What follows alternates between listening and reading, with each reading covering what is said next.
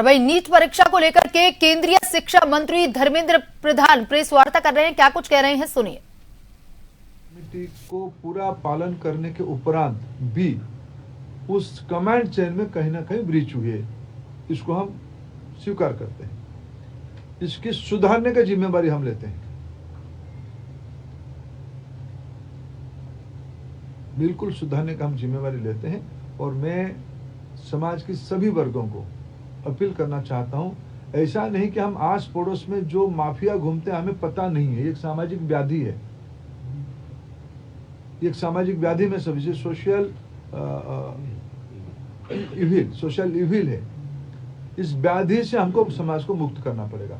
हमें मालूम है कि हमारे आस पड़ोस में क्या क्या हलचल हो रही है, आपको भी मालूम है। आप लोग कई सारे विषय तो मीडिया से पता चलता है, सही पता चलता है।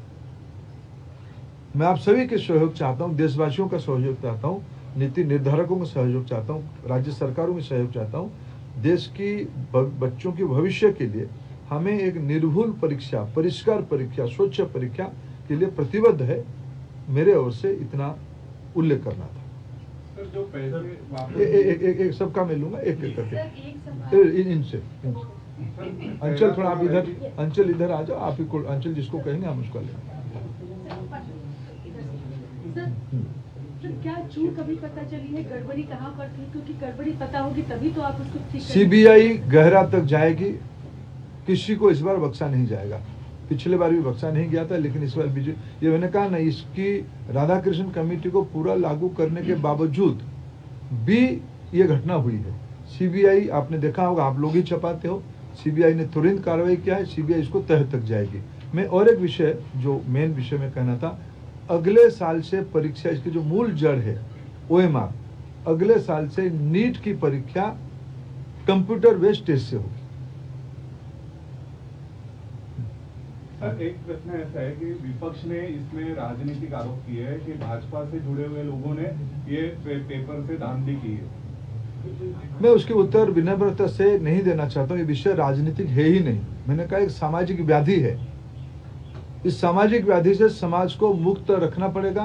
सभी की दायित्व है, मेरा भी दायित्व है, सभी राजनीतिक पार्टियों की दायित्व है। रुको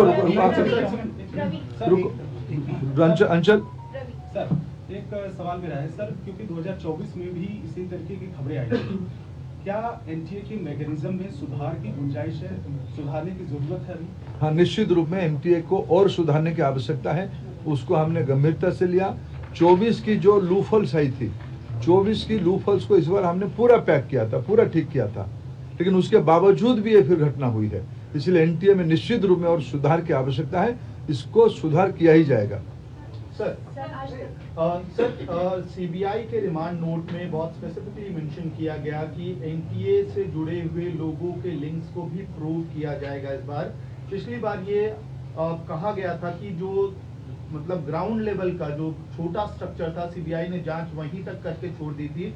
इस बार क्या आपका रिएक्शन है, जो रिमांड नोट में सीबीआई ने बात कही है उस परिप्रेक्ष्य? सीबीआई ने सही कहा है, किसी को छोड़ा नहीं जाएगा, किसी को छोड़ा नहीं जाएगा। वो एनटीए के अंदर हो, बाहर हो, कोई भी हो, किसी को स्पेयर नहीं किया जाएगा।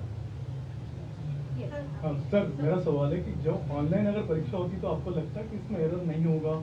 ये एकदम आप तुलनात्मक ओएमआर से सीबीटी थोड़ा प्रूफ है, थोड़ा प्रोटेक्टेड है, थोड़ा उसको ठीक किया जाए। टेक्नोलॉजी देखो, साइबर क्राइम तो एक बड़ा दुनिया बन चुकी है ना, इसको हम लोग सब नई दुनिया में रह रहे हैं।